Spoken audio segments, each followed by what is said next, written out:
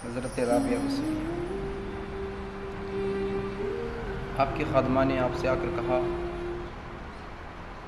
کہ گھر میں مہمان آئے ہوئے ہیں، تو آپ نے ارشاد فرمایا اچھا کھانے کا انتظام کریں۔ تو خادمہ نے جواب دیا کہ گھر میں روٹی ایک ہے اور مہمان 4-5 ہیں۔ تو آپ نے اپنی خادمہ کو حکم دیا کہ جاؤ اس ایک روٹی کو اللہ رب العزت کی بارگاہ میں صدقہ کرو۔ خادمہ نے اس روٹی کو اٹھایا اور رب کی بارگاہ میں خیرات کر دی۔ تھوڑی دیر کے بعد دروازے پر کوئی آیا، دروازہ کھٹکھٹایا۔ خادمہ نے پوچھا کہ دروازے پر کون ہے؟ تو آواز آئی کہ میں فلاں کا فرزادہ غلام ہوں اور میرے آقا نے آپ کے لیے یہ کھانا دیا۔ خادمہ نے کھانا لیا اور حضرت رابعہ کے پاس میں لے کے گئے۔ آپ نے دیکھا تو اس میں 5 روٹیاں۔ حضرت رابعہ نے کہا جاؤ اس کے آقا نے کسی اور کے گھر پہ کھانا بھیجا ہے، یہ غلطی سے ہمارے گھر پہ آ گیا، کھانا واپس کر دو۔ آپ کی خادمہ نے کھانے کو واپس کر دیا۔ پھر تھوڑی دیر کے بعد دروازے پر کوئی آیا، پوچھا کہ دروازے پہ کون ہے؟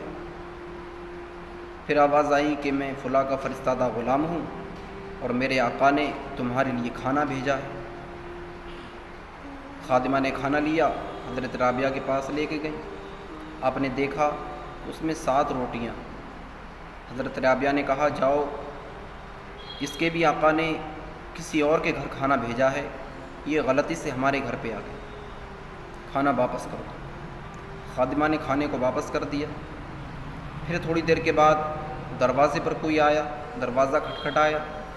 خادمہ نے پوچھا کہ دروازے پر کون ہے؟ تو آواز آئی کہ میں فلاں کا فرزادہ غلام ہوں اور میرے آقا نے تمہارے لیے کھانا بھیجا۔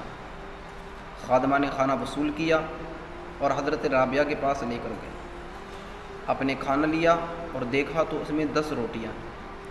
تو آپ نے خادمہ کو حکم دیا کہ ہاں اس کے آقا نے یہ کھانا ہمارے ہی لیے بھیجا ہے۔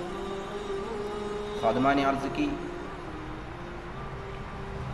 پہلے جو آئے تھے انہوں نے بھی یہی کہا تھا کہ ہمارے آقا نے تمہارے لیے کھانا بھیجا ہے۔ تو آپ ارشاد فرماتی ہیں میرے رب کا حکم ہے جو میری راہ میں 1 دے گا میں اسے 10 عطا فرماؤں۔ تو میں نے بھی یہ سوچ لیا تھا کہ اللہ رب العزت جب 10 دے گا تو اس کی بندی تبھی کھانا وصول کرے گی۔